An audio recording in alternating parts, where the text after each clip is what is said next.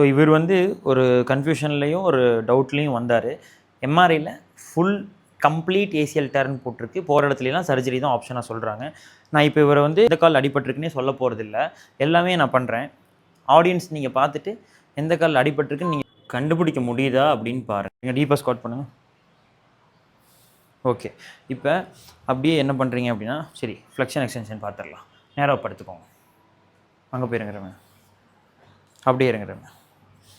So இது left லெக்கில் terminal extension இருக்கா?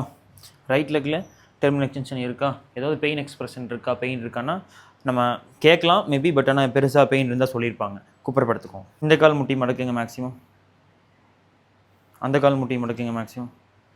Super. Okay, எஞ்சிக்கோங்க. இப்படி வந்துடுங்க. இப்போது சும்மா நம்ம அங்கே கேமரா பார்த்துக்கோங்க. 2 காலில் குதிங்க. லெஃப்டில் மட்டும் குதிங்க, நல்லா குதிங்க. ரைட்டில் மட்டும் குதிங்க, நல்லாவே குதிங்க. ஓகே, ரிலாக்ஸ் பண்ணிக்கோங்க. இப்போது லெஃப்ட்டில் மட்டும் ஃபார்வர்ட் பேக்வேர்டு குதிங்க. சைட் டு சைட் குதிங்க. சூப்பர். ரைட்டில் மட்டும் அப்படி பண்ணுங்கள், அதே மாதிரி forward backward, side to side, forward backward. Okay, relax பண்ணுங்கள். பிஸ்டல் ஸ்குவாட் பண்ணுவீங்களா? ரைட்டில் பிஸ்டல் ஸ்குவாட் பண்ணுங்கள், லெஃப்ட்டில் பிஸ்டல் முடிஞ்ச அளவுக்கு பண்ணுங்கள். எவ்வளோ முடியுமோ அவ்வளோ பண்ணுங்கள். ஓகே, ரைட்டில் பண்ணுங்கள்.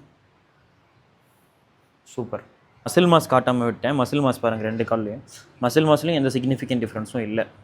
ஸோ இப்போ எந்த கால் அடிபட்டிருக்கு, எந்த காலுக்கு சர்ஜரி வேணுங்கிறது கூட கண்டுபிடிக்க முடியாத அளவுக்கு நல்லா இருக்கவங்களுக்கு எதுக்கு சர்ஜரி? இதுதான் என்னோடய கேள்வி. இப்போ இவரோட ரைட் லெக் தான் பெயின்ஃபுல் லெக்கு.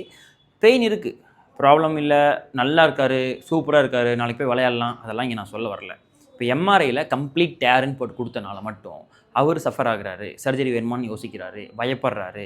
இன்னும் இதை வேறு யாராவது ஒரு ஃபிசியோதெரபிஸ்ட் டாக்டர் பார்த்தாங்கன்னா கூட அவங்க செக் பண்ணுறதுக்கு முன்னாடி டிசிஷனுக்கு வந்துடுறாங்க, உங்களுக்கு சர்ஜரி தான் வேணும், எனக்கு கம்ப்ளீட் டேர்னு எம்ஆர்ஐயில் போட்டிருக்கு அப்படிங்கிறக்காக.